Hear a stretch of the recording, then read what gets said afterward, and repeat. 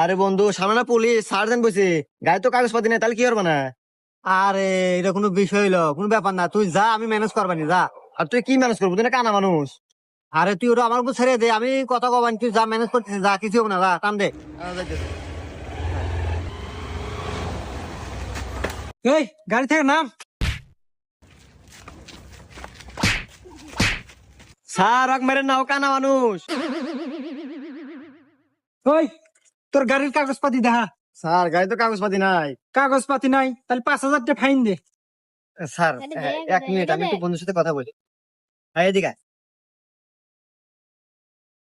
শোন, পুলিশের হাতে কেবারে কথা কন আগে আমি তো ঠিকে দিই।